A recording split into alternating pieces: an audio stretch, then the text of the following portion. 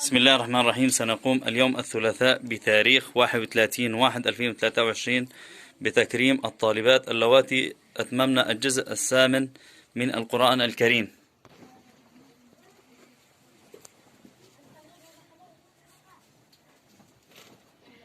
من الشيطان الرجيم. ولكل درجات مما عملوا وما ربك بغافل عما يعملون. وربك الغني ذو الرحمة إن يشأ يذهبكم ويستخلف من بعدكم ما يشاء كما أنشأكم من ذرية من قوم آخرين. حسبك. إنما توعدون لآت وما أنتم بمعجزين. قل يا قوم اعملوا على مكانتكم إني عامل فسوف تعلموا من تكون له عاقبة الدار إنه لا يفلح الظالمون. حسبك. وجعلوا لله مما ذرأ من الحرث والأنعام نصيبا فقالوا هذا لله بزعمهم وهذا لشركائنا فما كان لشركائهم فلا يصل إلى الله وما كان لله فهو يصل إلى شركائهم ساء ما يحكمون.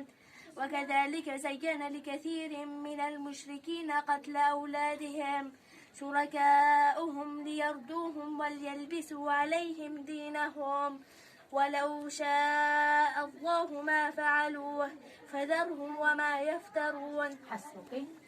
الله يجزيكم الخير. سنقوم اليوم بتكريم الطالبات اللواتي أتممن الجزء الثامن باللباس الشرعي المقدم من الأخ مصطفى أغور وله منا جزيل الشكر إن شاء الله. اللهم تقبل منه هذا العمل واجعله في صحيفة أعماله. اجعل هذا العمل في صحيفة أعماله. هل لك سر عند الله بينك أنت وبين الله؟ هل لك صدقات تخفى لا يعلمها إلا الله؟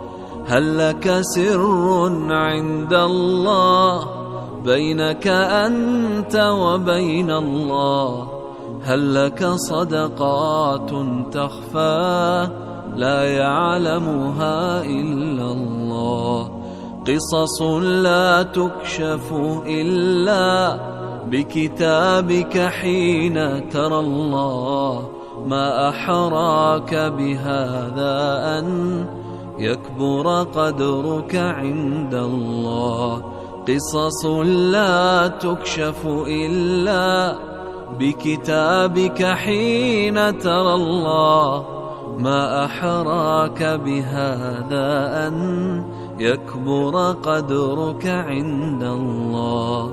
هل لك سر عند الله بينك أنت وبين الله؟ هل لك صدقات تخفى لا يعلمها إلا الله؟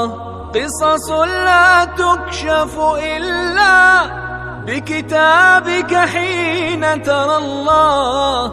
ما أحراك بهذا أن يكبر قدرك عند الله.